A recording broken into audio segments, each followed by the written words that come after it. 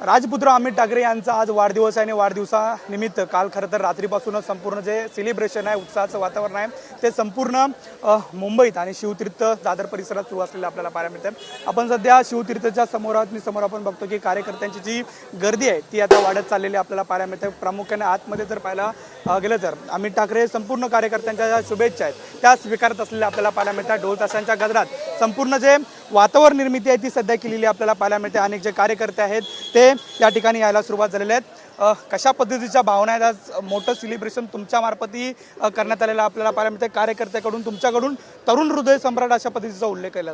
24 जून म्हणजे आमच्या सर्व महाराष्ट्र नवनिर्माण महाराष्ट्र सैनिकांसाठी हा उत्सवाचा आणि सणाचा दिवस आहे, कारण का आमच्या सन्माननीय अमितजी राजसाहेब ठाकरे यांचा आज वाढदिवस आहे। राज्यातनं असंख्य असे मनसैनिक येत आहेत आणि त्या लोकांना अमित साहेबांना भेटायचं, अमित साहेबांना बुके द्यायच्या, शुभेच्छा द्यायच्यात, कारण का त्यांना माहीत आहे की आता महाराष्ट्रात फक्त मराठी माणसासाठी काम करणारे सन्माननीय राजसाहेब आणि अमित साहेबच राहिलेत।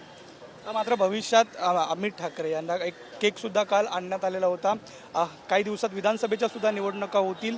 कुठं बघता अमित ठाकरेंना हे वर्ष मनसेसाठी सुद्धा महत्त्वाचं आहे, अमित ठाकरेंसाठी सुद्धा युवांचं जे नेतृत्व आहे ते कुठे संपूर्णपणे उभारण्याचं काम अमित साहेबांनी केलं आहे। युवांच्या ज्या मागण्या आहेत त्या मागण्यांना न्याय द्यायचं काम अमित साहेबांनी केलं आहे। अमित साहेबांनी जो मोर्चा नेला होता त्या मोर्चाला पण 100% यश आलेलं आहे। त्यामुळे युवांना जे वाटत होते की आम्ही कोणाकडे जायचं, कुठे नेतृत्व, ते नेतृत्व अमित साहेबांच्या रूपात युवांना मिळालेलं आहे आणि मला वाटतं भविष्यात महाराष्ट्र नवनिर्माण सेना मंत्रालयामध्ये दिसेल एवढं नक्की तुम्हाला। नक्कीच कशा पद्धतीनं बघता अमित ठाकरेंना काय शुभेच्छा द्या? अमित साहेबांना हेच शुभेच्छा देऊ। सगळ्या महाराष्ट्र सैनिकांच्या फार मोठ्या अपेक्षा आहेत आणि या महाराष्ट्राला खरं आता गरज आहे ते रामान्य राजसाहेब ठाकरे आणि अमित साहेब ठाकरे, कारण या महाराष्ट्राची हा दुर्दशा झालेली आहे आणि हे जर पूर्ववत आणि व्यवस्थित एक नवनिर्माण महाराष्ट्राचं करायचं असेल तर अमित साहेबांसारखं युवा नेतृत्व आज प्रचंड मेहनत घेत आहे आणि संपूर्ण महाराष्ट्रामध्ये विद्यार्थ्यांचे प्रश्न असतील, युवकांचे असतील, अनेक प्रश्नावर ते काम करत आहेत। फक्त हा त्यांचा आवाज विधानसभेत गेला पाहिजे, फक्त या वाढदिवशी मी एवढी अपेक्षा व्यक्त करतो। विधानसभा